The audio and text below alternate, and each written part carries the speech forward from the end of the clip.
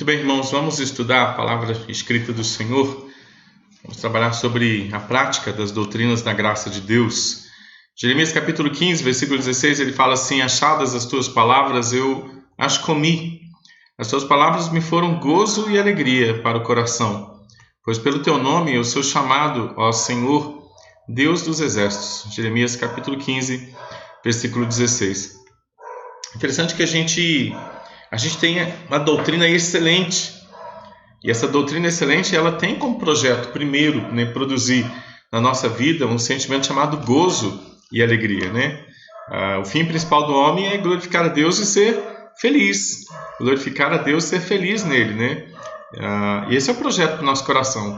A partir do momento que as palavras de Deus, as doutrinas da graça de Deus são importantes para nós, e nós comemos essas palavras, elas se transformam então em gozo e em alegria. E a gente descobre que a nossa existência ela é totalmente vivida e existida no Senhor dos Exércitos. Então, o resumo do nosso estudo e a síntese do nosso estudo, o sumário dele é: eu entendo o Senhor, eu me alimento da sua palavra, e isso me traz gozo e alegria para o coração, porque eu vivo para a glória do Senhor Deus, o Deus dos Exércitos.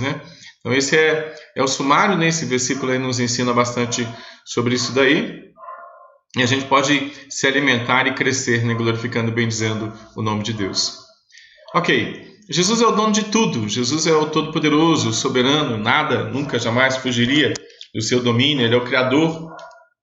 Ele também é não somente aquele que criou, mas também é o sustentador de tudo. Ele é o Deus de toda a criação, sustentador de toda a criação, de todos os acontecimentos que cercam a sua criação, dos micros acontecimentos aos macros acontecimentos. O Senhor Jesus é o dono de tudo. O Salmo 24, um salmo depois do Salmo 23, e o Salmo 23 fala que é o meu pastor e nada me faltará. O Salmo 24 afirma assim: o Senhor, pastor, do Salmo 24, no Salmo 23, é também o dono de tudo. Ao Senhor pertence a terra, tudo o que nela se contém. Ao Senhor pertence o mundo, ao Senhor pertence os que nele habitam em todos os tempos. O Senhor é o dono único de tudo o que nós vemos, o Senhor também é o dono único de tudo o que nós não vemos. Nós estamos debaixo do controle, da direção do Senhor individualmente, mas o Senhor também domina sobre todas as coisas que existem em todas as coisas, em todos os lugares. Ao Senhor pertence a terra, tudo o que nela se contém.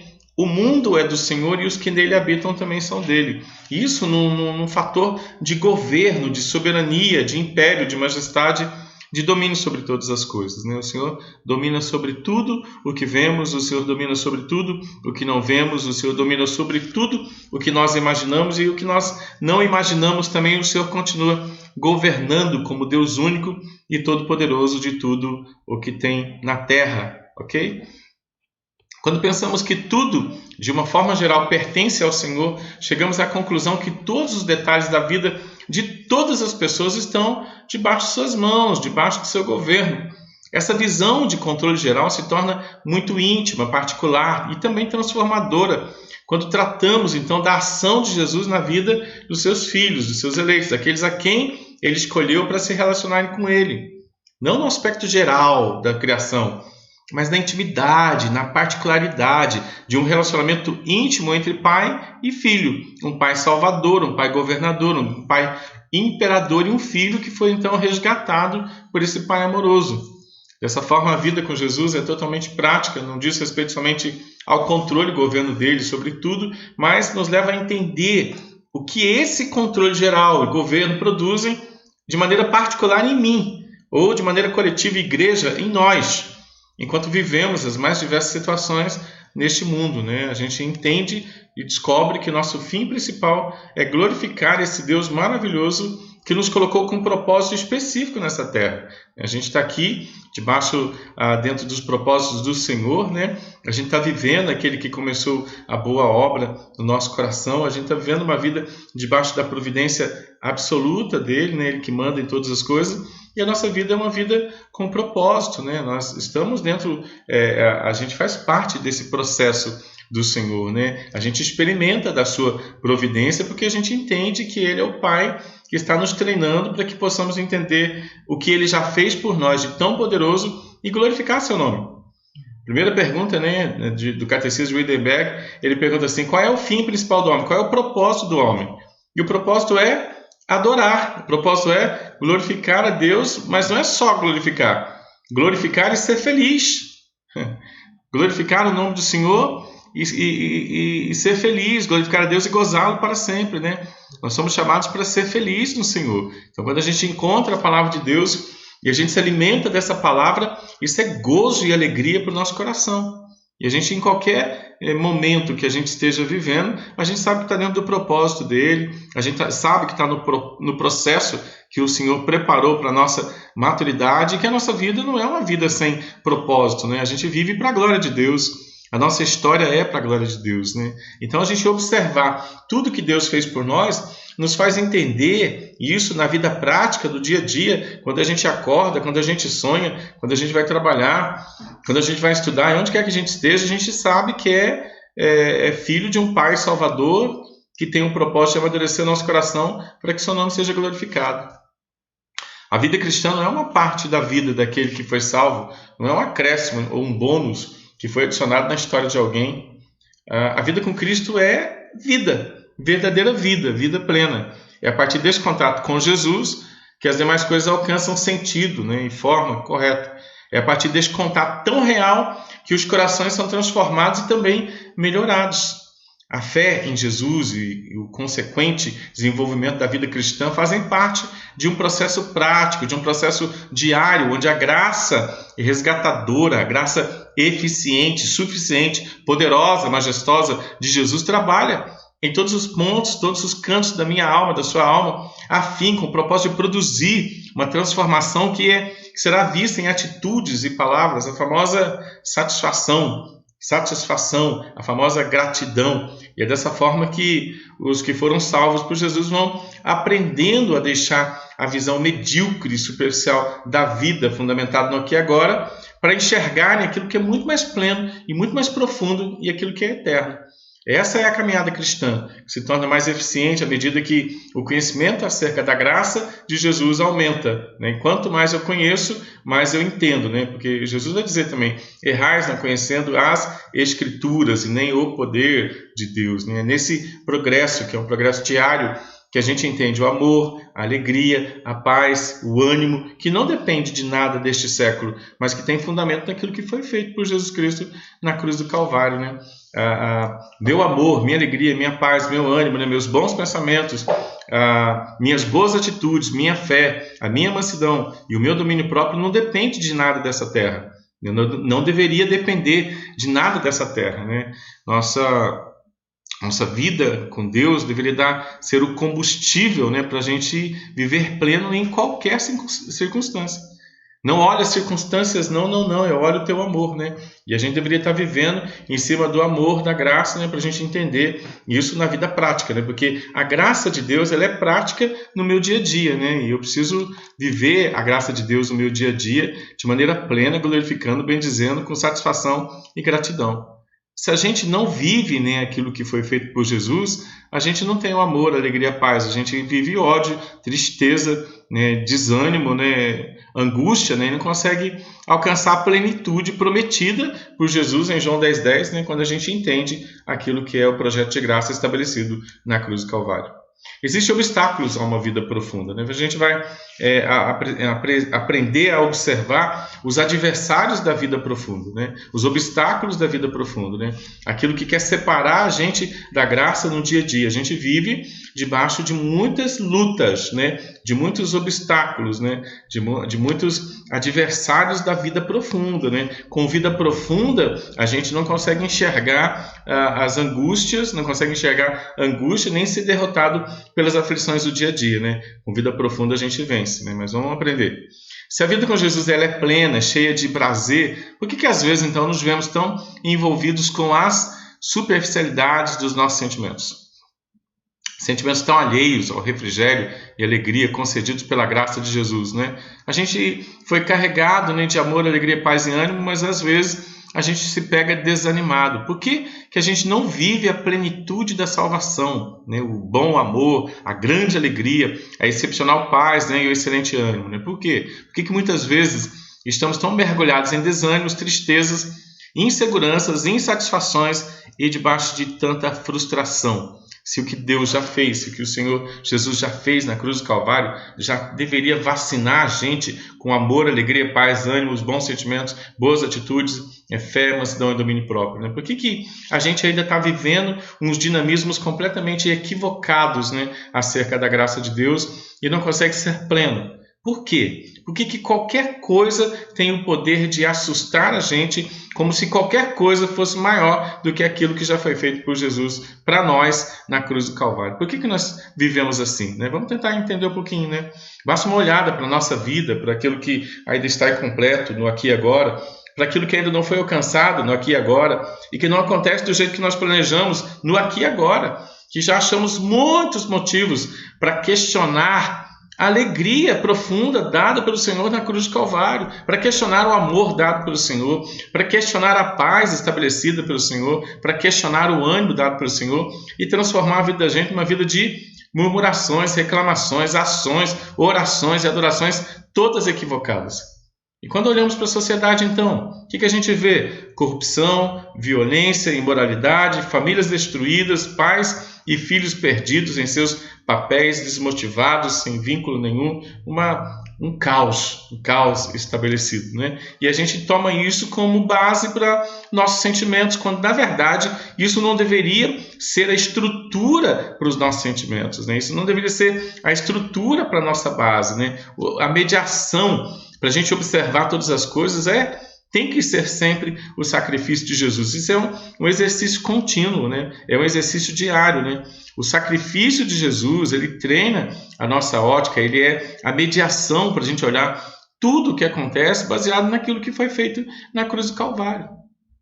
Para a gente não se sentir frustrado, desanimado e a gente se entregar a uma angústia, a um estresse desnecessário, a gente se entregar a uma murmuração, a uma inquietação, a um desespero desnecessário. Pessoas buscando paz em tantas religiões estranhas, religiões idólatras, em tantos conceitos de vidas, em tantas filosofias, em tantos antropocentrismos, em tantos pragmatismos, em tantos ismos, né? O termo ismos traz a ideia de verdade. Vivendo neste contexto, achamos até justo que a gente tem que sentir medo, a gente tem que sentir raiva, a gente tem que sentir irritação, desânimo, tristeza, a gente tem que ter um sentimento de vingança, a gente tem que brigar, tem que levantar uma bandeira. No entanto, a gente precisa parar no meio dessa confusão para rever a nossa prática cristã, para a gente rever o impacto que as doutrinas da graça, causado pela graça de Jesus nas nossas vidas, para a gente não ser sugado pelas pressões, pelos desesperos, pelos estresses deste mundo doido.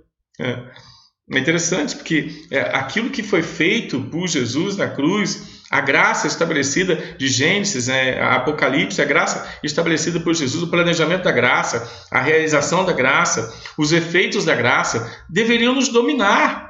Quando a gente olha para o mundo, quando a gente olha para as crises, quando a gente olha para as aflições, a gente deveria ser fundamentado em Jesus. Ele diz: no mundo tereis aflições, mas eu quero vocês animados, porque eu já venci. E se a vitória de Jesus não anima a gente, não tem nada que vá animar a gente. No mundo tereis aflições, mas tem de bom ânimo, eu venci. Será que Jesus deu uma vencidinha mais ou menos? Ou será que Jesus deu uma vencidona completa?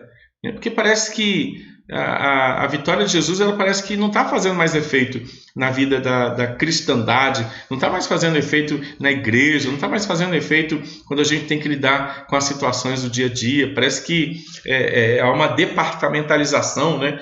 Nesse momento eu sou cristão, nesse momento eu sou trabalhador, nesse momento eu estou na família, nesse momento eu estou passeando, nesse momento eu estou de lazer, nesse momento não mexe comigo, senão você morre. Parece que a gente departamentaliza a vida e parece que a graça ela não entra nos lugares que ela tem que entrar. E aí a gente fica vivendo gente sem graça, gente sem projeto, gente sem influência nenhuma, sem consciência nenhuma. Quando a gente não tem consciência, a gente também não tem influência. Parece que a ausência de consciência não leva a gente à influência, a gente se torna não influenciador, mas influenciável por qualquer coisa que venha dizer que é bom, que é agradável, que é prazeroso deste século. E o desafio para nós, né, é entender que a graça de Jesus ela nos condiciona a vivermos diferente na família, nos condiciona a vivermos diferente no lazer, na escola, no trabalho, na sociedade, nas eventualidades do dia a dia, na maneira como nós conversamos, né, na maneira de olhar todas as coisas, tendo Cristo como mediador, tendo uma vida então dentro dos propósitos do Senhor, existindo debaixo do controle do governo absoluto de Jesus Cristo, dentro de toda a história. Jesus é o único pastor da humanidade, o único Senhor da humanidade, sem concorrência. Ele governa de maneira absoluta e a gente não pode esquecer disso, porque quando nós nos esquecemos disso, a gente vive uma vida sem graça. Uma outra palavra para uma vida sem graça é desgraça. E a gente não foi chamado para viver uma vida desgraçada, no sentido dela, sem graça, né? A gente foi chamado para viver uma vida engraçada, ou agraciada, e uma vida agraciando as pessoas, né? Levando graça para todas as pessoas. O profeta Jeremias, ao escrever o texto que a gente leu, capítulo 15, versículo 16, ele estava num ambiente completamente desprovido de esperança, ele estava vivendo um contexto caótico também. O povo havia se afastado do Senhor e o que restaria para eles era somente a condenação.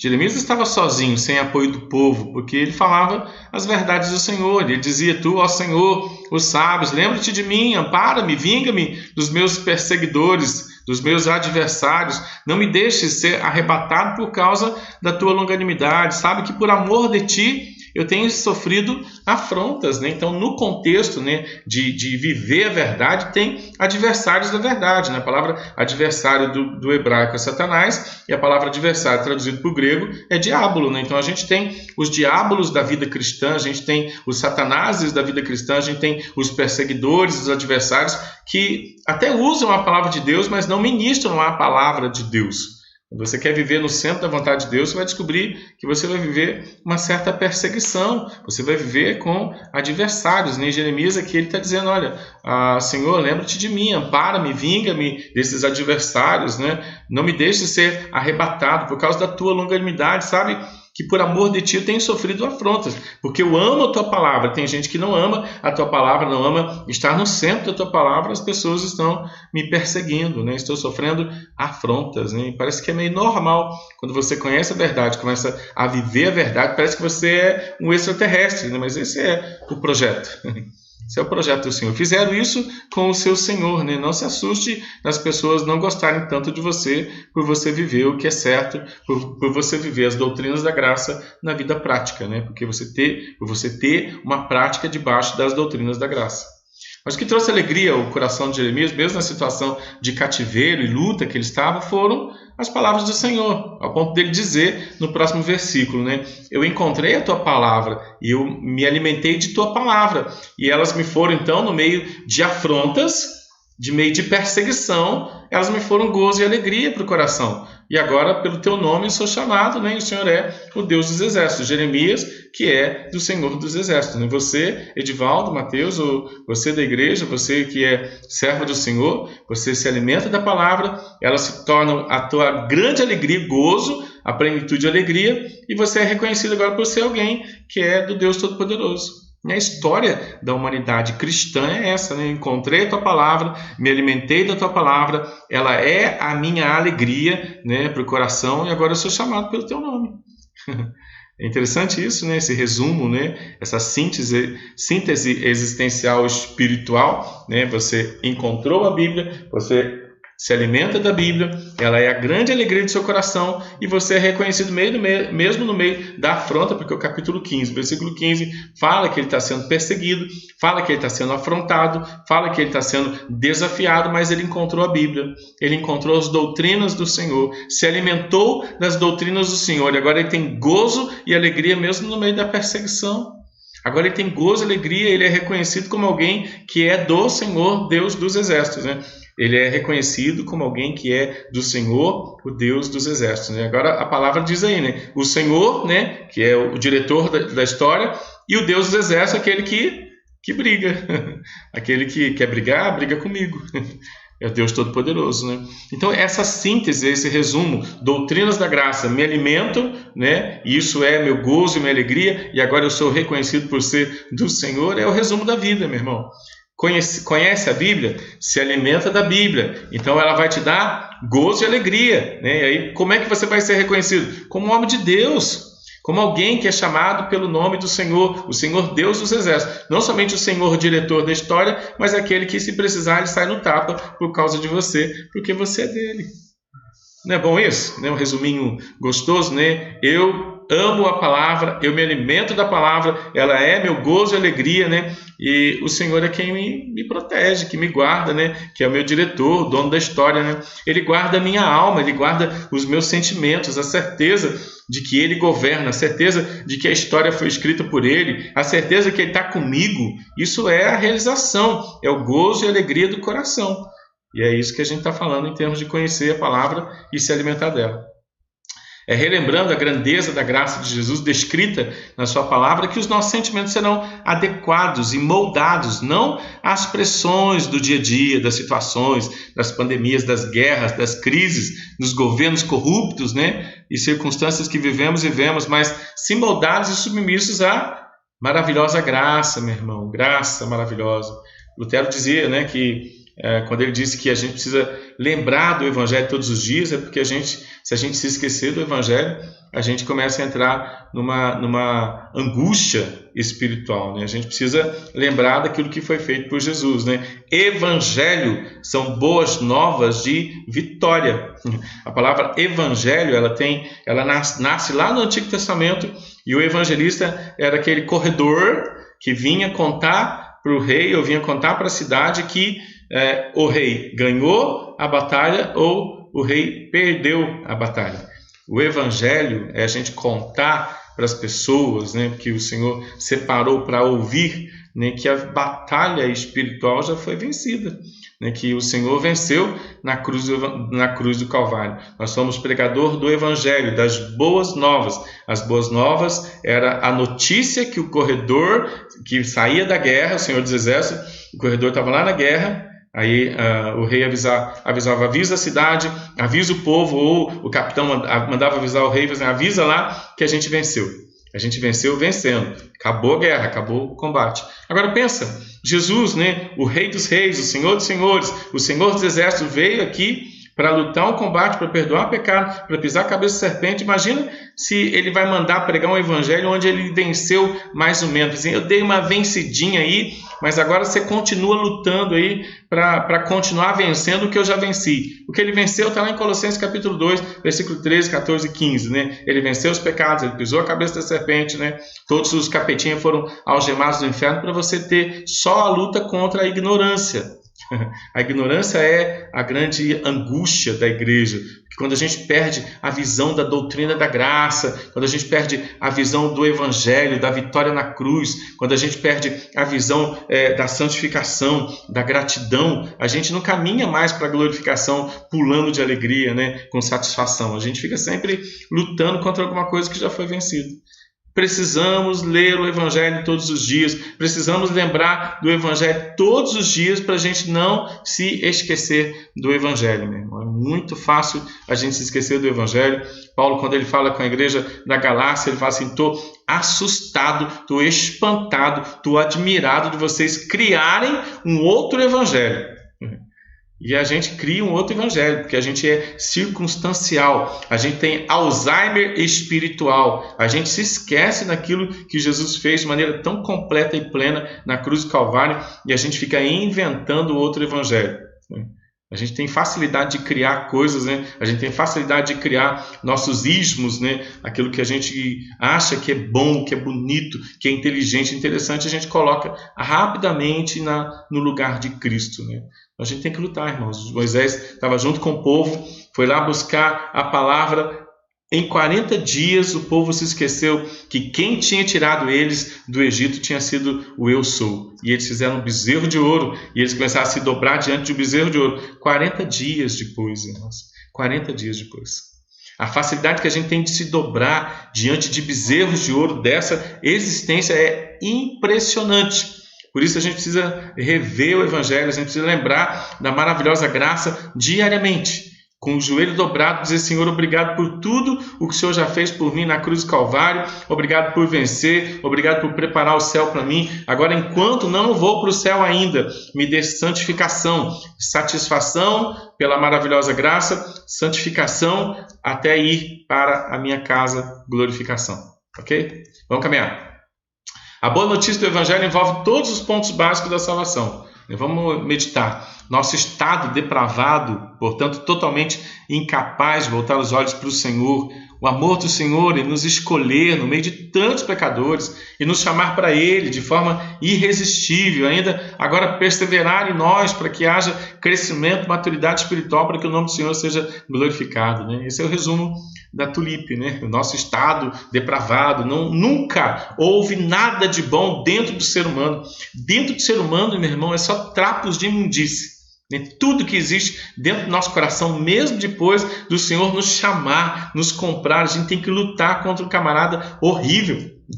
O povo aí que gostava de assistir o Scooby-Doo, Lembra, irmãos, que tinha um fantasma lá, tinha um demônio ou alguém, Mas no final da história, eles iam lá e tiravam a máscara da pessoa e descobria que o problema eram pessoas. O problema sempre são pessoas, pessoas depravadas, totalmente incapazes de olhar para Cristo, pessoas ensimesmadas, motivadas pelo aqui e agora. O problema sempre são pessoas. E quando a gente não vence, o problema é sempre a gente mesmo, nosso estado depravado, a gente é incapaz de voltar os olhos. Mesmo agora, depois que o Senhor vai tratando o nosso coração, esse tratamento é um tratamento diário, é uma terapia diária, onde a gente precisa de palavra, onde a gente precisa conversar a Bíblia, onde a gente precisa ouvir cânticos, bons cânticos que falam da maravilhosa graça, que falam da supremacia de Cristo, para a gente ficar firme. Graças a Deus que Ele não abre mão da gente. Graças a Deus que Ele mantém a gente focado e quando a gente desfoca, Ele puxa a orelha para que a gente amadureça e glorifique o seu bom nome, o seu santo nome. Efésios capítulo 2, versículo 1 ao 10 diz assim: Ele nos deu vida, Ele vos deu vida, estando vós mortos nos delitos e pecados, nos quais andaste outrora, segundo o curso deste mundo, segundo o legado deste mundo, segundo a filosofia deste mundo, segundo o príncipe da potestade do ar, essa ideia, essa filosofia, esse legado que está no ar, do Espírito que agora atua, no mesmo Espírito que agora atua nos filhos da desobediência, os quais um dia também todos nós andamos, segundo as inclinações da nossa carne, fazendo a vontade da carne, fazendo a vontade dos nossos pensamentos. Éramos, por natureza, filhos da ira, como também aqueles que não foram alcançados ainda são. Mas Deus, rico em misericórdia, por causa do amor com que nos amou, estando nós mortos em delitos, Ele nos deu vida juntamente com Cristo. Pela graça somos salvos. Juntamente com Cristo nos ressuscitou, nos faz assentar nos lugares celestiais em Cristo Jesus,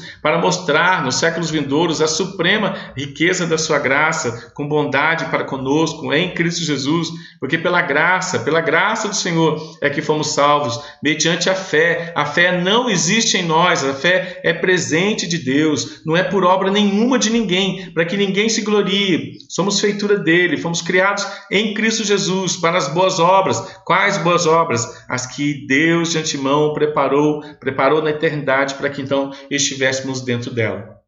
Tudo vem de Deus, tudo é o Senhor, E a gente descobre-se então completamente passivo dentro desse projeto amoroso que vem do Senhor, que vai realizando na nossa mentalidade, não os cursos deste século, não as filosofias desse século, não os pensamentos desse século, mas vai formando na gente uma visão espiritual.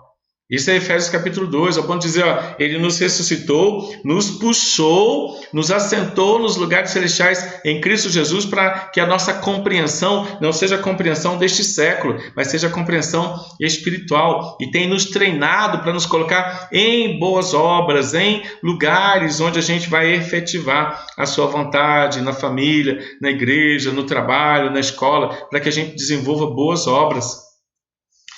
Sal da terra, luz do mundo, bom perfume de Cristo, obras que Ele preparou para que andássemos nela, para que glorificássemos o seu nome, para que amadurecêssemos nela. A gente está dentro do processo de Deus, como a gente pregou em Filipenses capítulo 1 no domingo, né? Quem não assistiu pode assistir, aperta tweet, né? Vai lá na mensagem, ou daqui a pouco vai estar no YouTube também. Já está no YouTube? Vai estar no YouTube também, você pode assistir no YouTube a mensagem, né? Como que são os santos do Senhor. Eles estão dentro do processo do Senhor, eles estão debaixo da providência do Senhor, e eles têm que viver uma vida de propósito. A vida deles não é para eles, a vida deles é glorificar e bendizer o nome de Deus, porque o fim principal do homem, do eleito de Deus, é glorificar a Deus e ser feliz no Senhor, e ser feliz com o Senhor, e ser satisfeito naquilo que Ele fez. Já está lá no YouTube? Já está no YouTube, irmãos. Procura lá Filipenses capítulo 1, né? Faz muito sentido, né, assistir essa mensagem, tá bom? O papel, né, a função dos santos, né, as três marcas dos santos, né, de Cristo Jesus, né? Primeira marca que eles estão dentro do processo do Senhor. Segunda marca, eles estão dentro da providência do Senhor e vivem uma vida com propósito, né? PPP. Você está no processo, né? Está debaixo da providência e deve viver uma vida com propósito. Mas vamos caminhar. Como tudo isso então pode ser prático? Como que tudo isso pode ser prático diante das grandes e pequenas situações que vivemos diariamente, né? Como é que a doutrina da graça é prática? Como é que tudo aquilo que foi feito por Jesus, né, desde o planejamento de Gênesis até a conclusão em Apocalipse, pode ser prático na minha vida? Como nos lembrar de tudo isso para que a nossa reação seja firme, fortalecida no Senhor diante das situações que são diárias? Paulo, diante dos questionamentos dos coríntios, ele fez uma lista de situações onde ele e seus amigos poderiam viver amargurados, angustiados. No entanto, por causa do conhecimento da verdade do Evangelho, os sentimentos poderiam ser diferentes. Um texto bem gostoso da gente entender, que diz assim, porque Deus, que disse, das trevas resplandecerá a luz, Ele mesmo resplandeceu no coração nosso para a iluminação do conhecimento da glória de Deus na face de Cristo.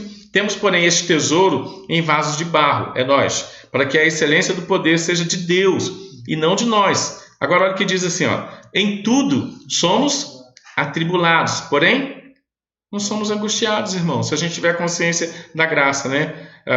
Em tudo somos atribulados, porém não angustiados, em tudo. Treinamento dos cristãos, em tudo somos perplexos, porém não desanima não, irmãos, mesmo que a coisa te assuste, mesmo que Deus mande uma pandemia mundial vindo lá da China, não precisa desanimar, ok? Em tudo somos perseguidos, né? Teremos adversários? Teremos. O adversário vencido na cruz? Não, ele foi vencido na cruz, mas teremos pessoas que irão contra os nossos pensamentos? Bastante. Teremos pessoas que vão se levantar contra você? Claro que terá. Só que nós nunca estaremos desamparados pela graça, né? Somos atribulados, mas não angustiados, porque a graça está conosco. Levamos sustos, perplexos, porém não precisamos desanimar. Seremos perseguidos, teremos adversários, sim, porém não desamparados. Seremos abatidos, porém não seremos destruídos, levando sempre no corpo o morrer de Jesus. A consciência de Jesus ter pago o preço tem que envolver tudo na vida da gente, para que também para que a vida de Jesus ela se manifeste em nosso corpo, ela se manifeste em nosso favor, né? Eu lembro do Salmo 23 o tempo todo, né? A primeira parte do Salmo 23, quando fala que o Senhor é meu pastor, nada me faltará, Ele me faz repousar em pastos verdejantes, leva-me para junto das águas de descanso, refrigera a minha alma por amor do seu nome. Beleza, maravilhoso. Ainda que atribulado, perplexo, perseguido e abatido, eu não preciso temer, porque Jesus está comigo. O seu bordão, o seu cajado me consola. O amor de Deus, a presença de Jesus é a coisa mais importante na minha existência, na sua existência, na nossa existência, para que a gente tenha tanta certeza da presença de Jesus na nossa vida, que a gente tenha condições de duvidar da pessoa que está do nosso lado, mas não duvidar do Jesus que está dentro da gente. Isso é um exercício diário, né? Um exercício de fé, de maturidade cristã, né? Para a gente viver, né, isso o tempo todo. A consciência do Evangelho de Jesus nos leva a um comportamento diferente. Mesmo estando em um contexto tão tumultuado, né, atribulado, perplexo, perseguido e abatido, a gente tem consciência de que está em treinamento. O estudo das doutrinas da graça e a sua aplicação na vida comum é algo importante para que não fiquemos presos, então, às situações deste mundo, o atribulado, perplexo, perseguido e abatido. E percamos, então, de vista a grandeza da soberania do Senhor sobre tudo. Ele é onipotente, Ele é onisciente, e Ele está conosco para nos ensinar e nos lembrar que Ele é onipotente e onisciente. E Ele está conosco para nos lembrar que Ele é onipotente e onisciente. Isso é muito importante, né?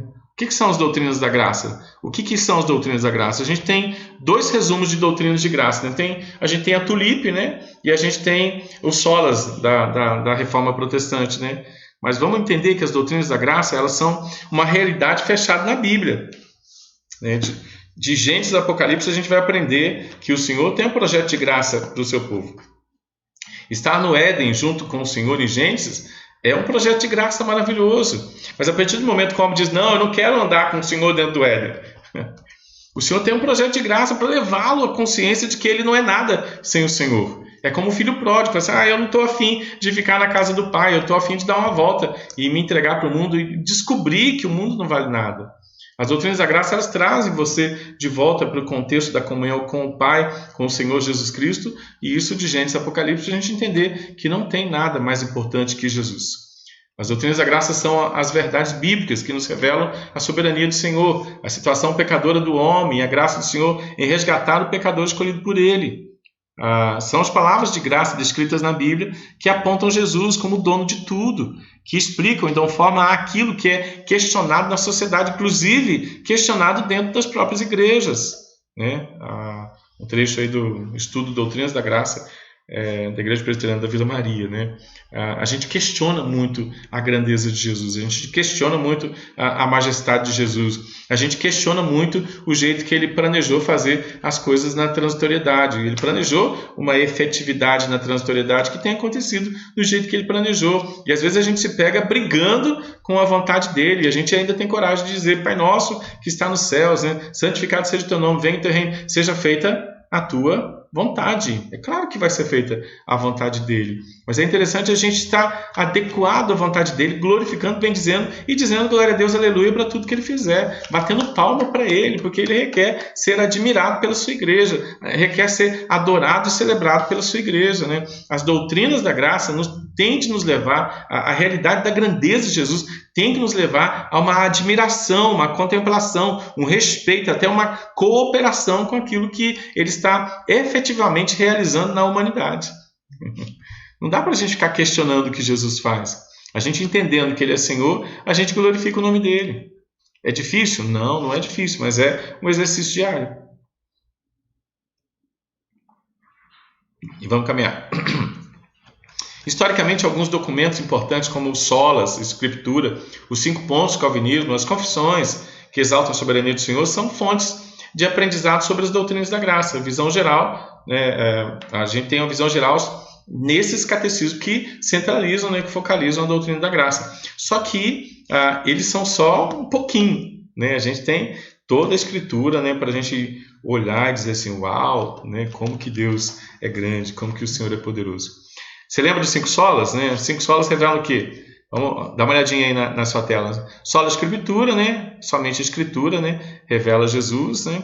Somente Cristo, né? Revela a fé, nos dá a fé, que nos faz entender a graça, né? A maravilhosa graça, e nos leva a viver somente para a glória de Deus. Olha o resumo da palavra aí. Isso é o resumo das Escrituras, né? Somente a Bíblia revela Cristo, que nos dá fé, que nos dá a graça para vivermos somente para a glória de Deus. Bonitinho isso aí, né? Isso é um documento histórico, né? Um resumo das 95 teses de Calvino. Resumo dos pensamentos de Calvino, não, irmãos, de Lutero. É um resumo, né, na Alemanha, mostrando que tem um Deus, que há um Senhor, né, que é revelado nas Escrituras. As Escrituras revelam Cristo. Cristo vai nos dar fé para a gente viver pela graça. E vivendo pela graça, a gente glorifica somente o nome de Deus, né? Isso é muito bonito, né? A gente tem no tempo de Calvino, né, os 5 pontos do calvinismo, que não foi o Calvino que elaborou, né? Calvino, lógico, pregava contra a depravação total do ser humano, né? Mostrava que não há nada que presta no homem, né? Então o Senhor, ao eleger, não há nada, nenhuma condição no homem, né? Mostra que o Senhor morreu pelos eleitos que Ele planejou na eternidade. Não há como resistir a esse amor, nenhuma vez que a gente se entende dentro da graça. Quem vai nos perseverar até a eternidade é o próprio Jesus Cristo, né? Então a perseverança do santo nos santos, né? Do santo Jesus nos santos, né, que estão aqui na terra. Isso é um resumo rápido da graça, né? Então vamos dar uma olhadinha nisso aí, ver como é que isso é prático, né? Depravação na vida prática. Não há bondade em nós, isso nos leva ao senso de depender do Senhor. Se pensarmos que podemos produzir algo de bom em nós, que nos justifique diante de Deus, não temos então uma compreensão completa daquilo que é a obra redentora de Cristo. Mas se nos humilharmos diante dessa verdade, então, olha que lindo, estaremos prontos para ver a graça de Deus em tudo, né? A partir do momento que eu entendo, né, que tudo que foi feito por mim foi porque jamais eu conseguiria fazer nada, a partir do momento da compreensão dessa grandeza, dessa piedade, desse amor de Jesus por mim, vai ser, opa, agora eu vou corresponder, porque é amor demais para eu não reagir.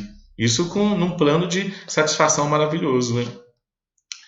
A eleição incondicional, ela nos ensina que Deus nos amou, nos escolheu, mesmo sem merecimento nenhum. Por isso, eleição sem condição, sem condição humana nenhuma, eleição incondicional do homem. A escolha foi dele, do Senhor Jesus, por pura graça, por misericórdia. Essa ação maravilhosa do Senhor garante a nossa vitória, nos leva a um gás, né? O que é gás? Gratidão, adoração e santidade, né? Então o gás que a gente tem que ter tem que ser por causa da gratidão, tem que ser por causa da adoração e tem que ser em santidade, muito satisfeito com aquilo que o Senhor fez, né? Nunca teve nada que presta em mim, né? Para o Senhor dizer, olha que belezinha, eu vou chamar Ele. Mas agora, uma vez que Ele nos chamou, Ele vai nos treinando, vai nos capacitando, vai nos dando bagagem, vai nos dando satisfação, gratidão, adoração e santidade nele, né? Tá bom? Expiação limitada na vida prática. Jesus morreu pelos eleitos, morreu pelos seus filhos, eleitos, escolhidos.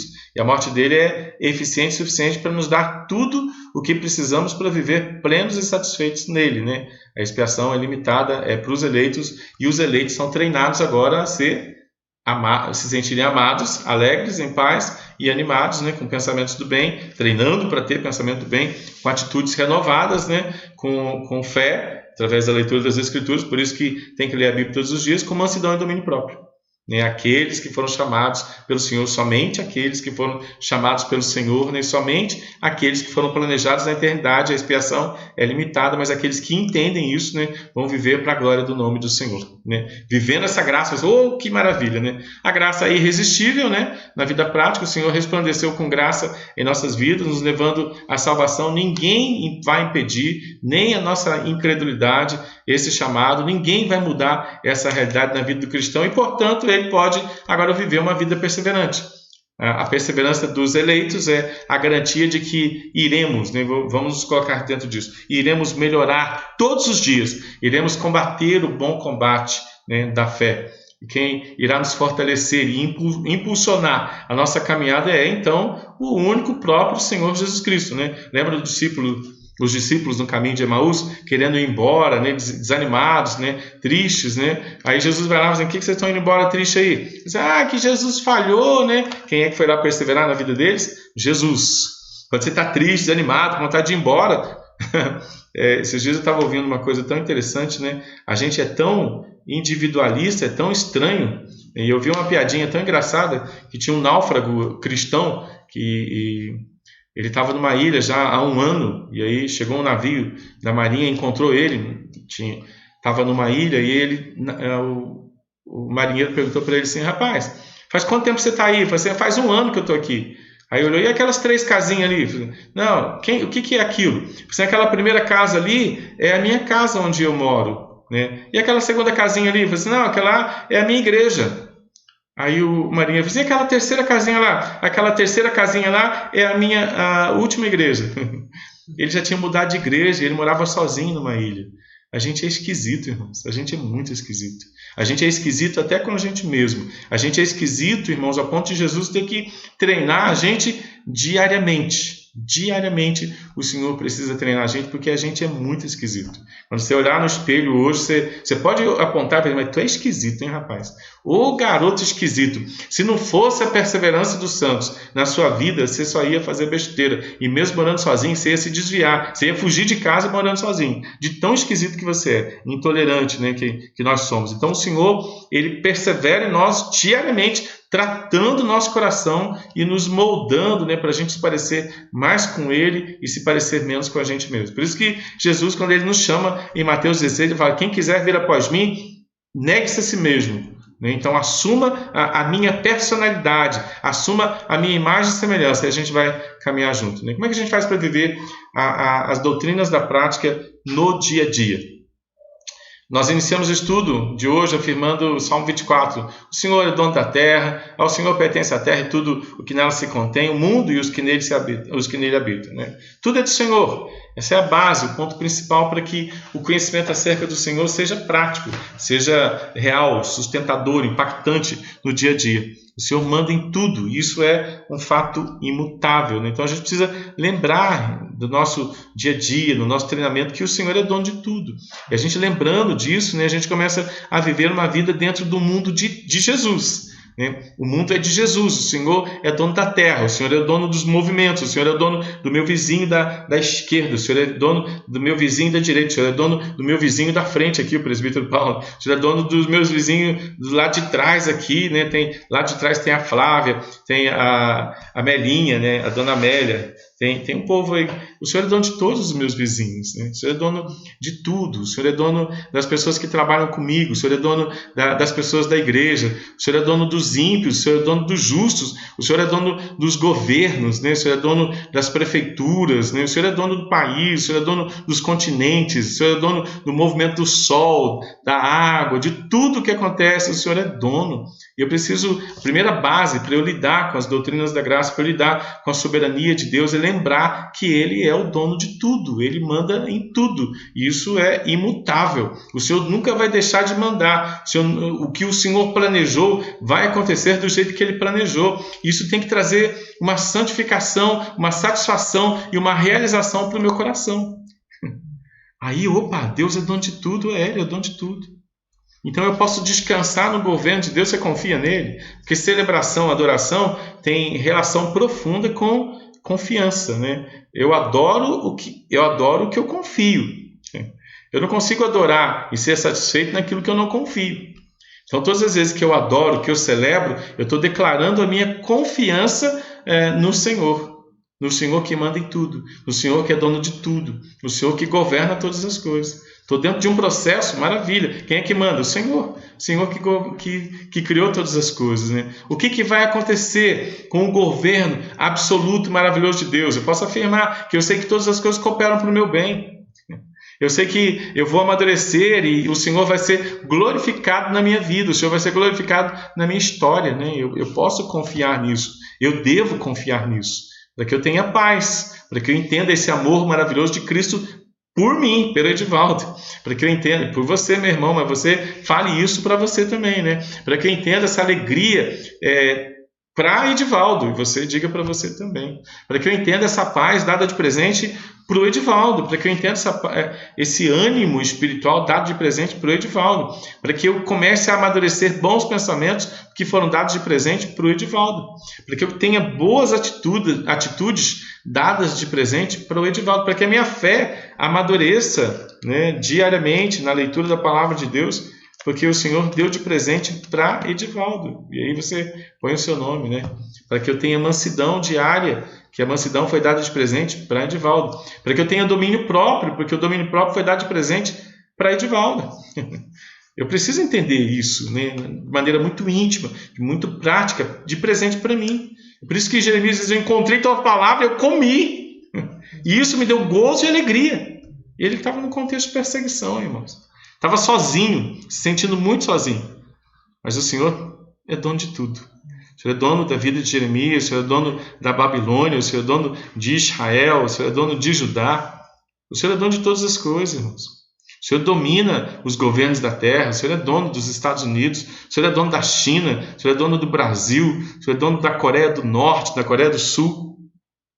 Ele que manda na sua família, Ele que manda na sua vizinhança, Ele que reina poderosamente e reina de maneira única e de maneira imutável. Não tem concorrência para o governo de Deus. A gente precisa lembrar disso. Ele é dono de tudo. Jesus, lá em Mateus 28, ele diz assim: toda autoridade é minha. No que acontece na terra, quem manda sou eu. No que acontece no céu, quem manda sou eu. Será que a gente confia nesse Jesus que manda em todas as coisas e que nos manda celebrá-lo e pregar o seu evangelho de maneira tão prática, tão visível, tão eficiente? Se a gente crê em Jesus como Salvador, a gente precisa também crer que Ele é Senhor. Jesus, a ideia de Salvador não está desvinculada da ideia de Senhor. Um segundo ponto importante para tornar as verdades bíblicas práticas é a questão de sabermos a nossa origem. A Bíblia afirma que nós estávamos mortos em nossos pecados, conforme o texto de Efésios 2:1, mas Ele nos deu vida.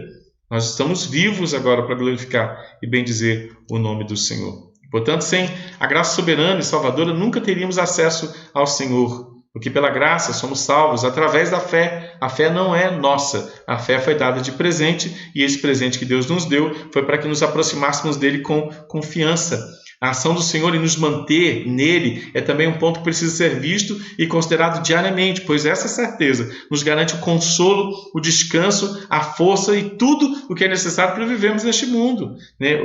Pensa, irmãos, a gente tem fé porque o Senhor, a gente foi salvo pela graça, porque o Senhor deu fé de presente para a gente poder se relacionar com Ele. Por que Deus deu fé para a gente? Por que o Senhor, pela graça, nos salvou? Porque Ele nos quer juntinho dEle, conversando com Ele, confiando nele. Por que Jesus, em Mateus 6,6, fala assim: olha, eu quero que você vá para o seu quarto, feche a porta do quarto e vamos conversar. Ele gosta de conversar com você. Ele gosta da sua amizade, né? Mesmo que algumas pessoas dessa terra não gostem da sua amizade, mesmo que algumas pessoas dessa terra evitem a sua amizade, Jesus gosta muito de você. Ele gosta muito de bater um papo com você. Ele tem tempo sobrando para desenvolver amizade com você. Às vezes a gente fica correndo atrás de amores, alegrias, por pazes, por ânimos dessa terra, sendo que Jesus tem uma plenitude de amor, alegria, paz e ânimo para dar de presente para a gente. A gente não corre. A gente corre dele, mas a gente não corre para ele. E a gente precisava correr para ele, irmãos, para a gente não depender de nenhum amor. Olha que interessante, né?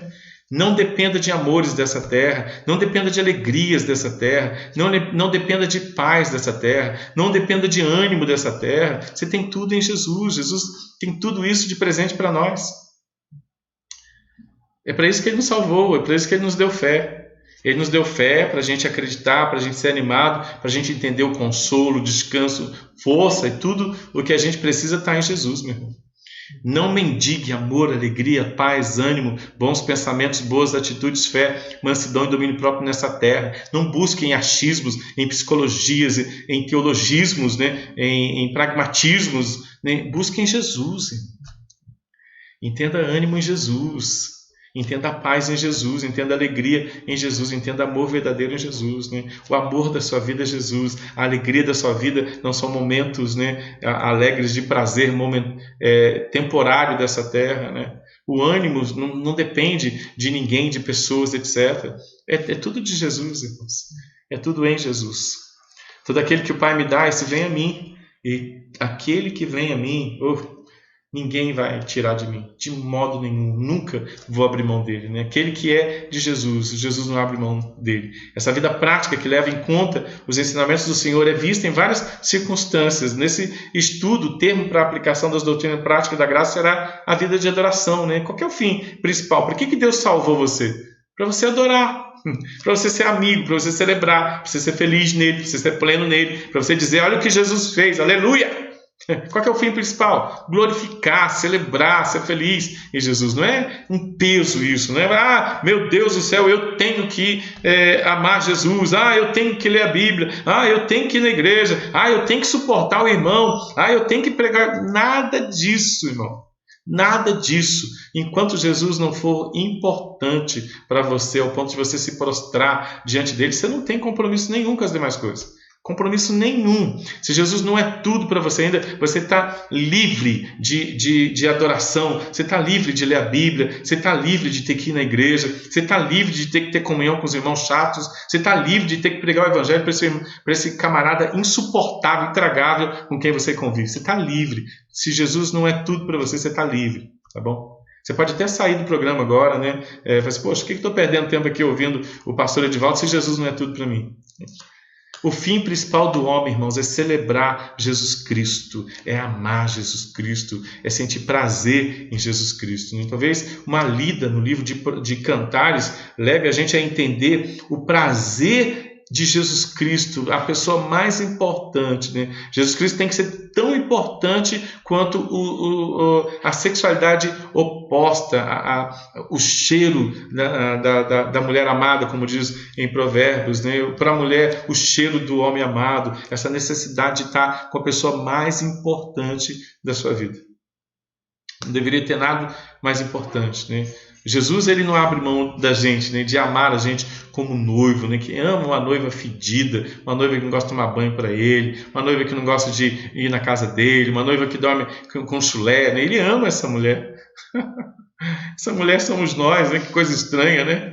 O noivo ama a noiva, mas ele está ensinando agora a noiva a manter a lâmpada cheia de azeite enquanto aguarda, a tomar banho para ele, a estar limpinha, esperando, aguardando, perfumadinha, aguardando a sua volta.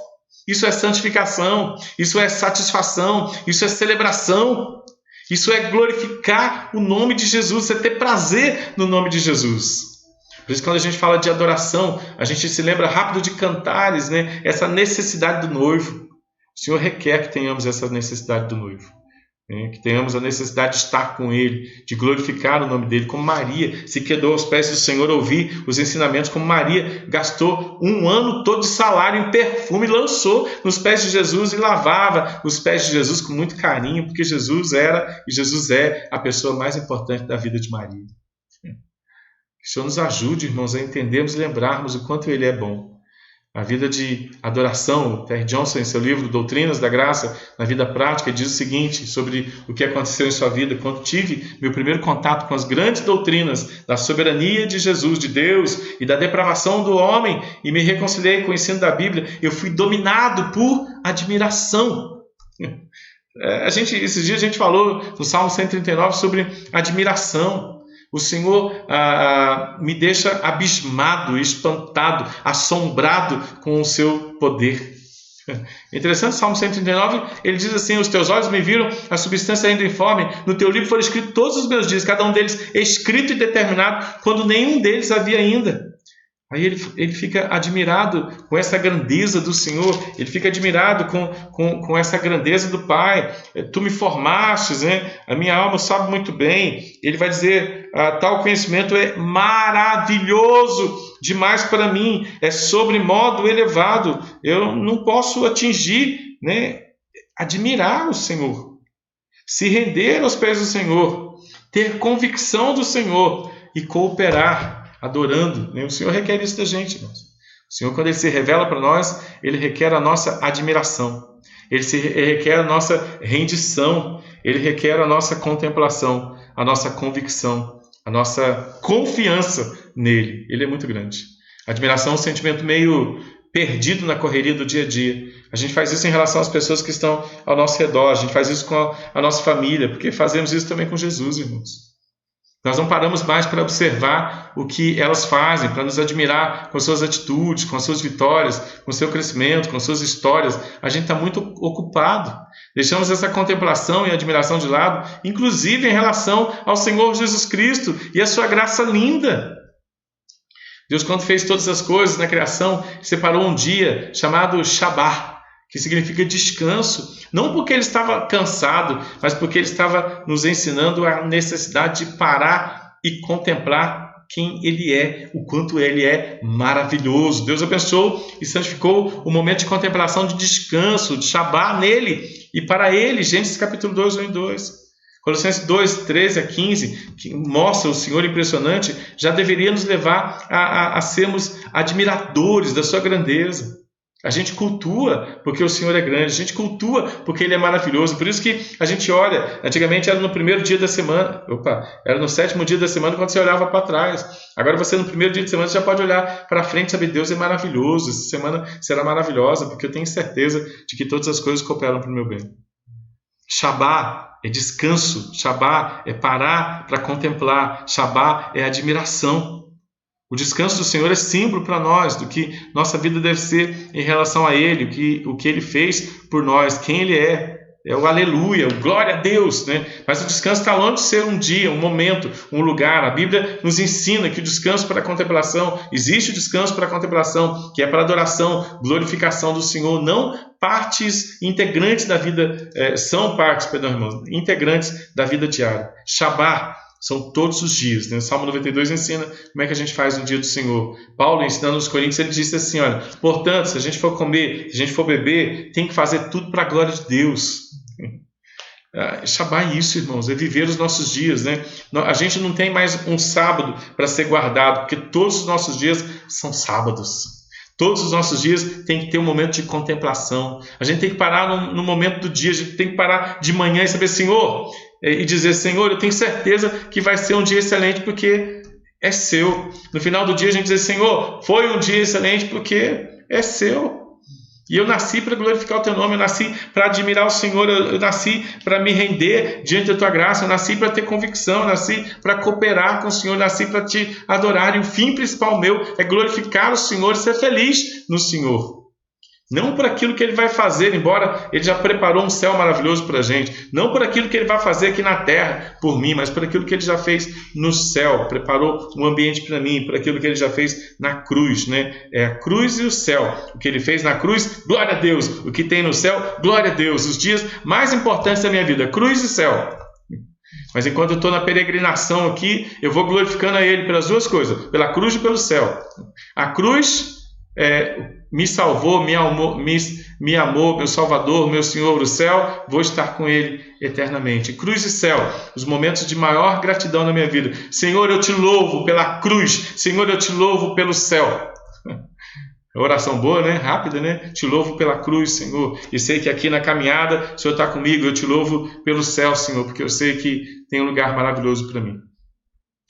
Colossenses capítulo 3, versículo 16 e 17 diz assim: habite ricamente em vocês, em nós, a palavra de Cristo, que ela seja a nossa instrução, que ela seja o nosso aconselhamento, com sabedoria louvando a Deus, com salmos e hinos, cânticos espirituais, com muita gratidão no coração, e tudo que fizermos, seja em palavra, seja em ação, façamos em nome do Senhor Jesus, sendo gratos a Deus Pai. Olha que texto lindo.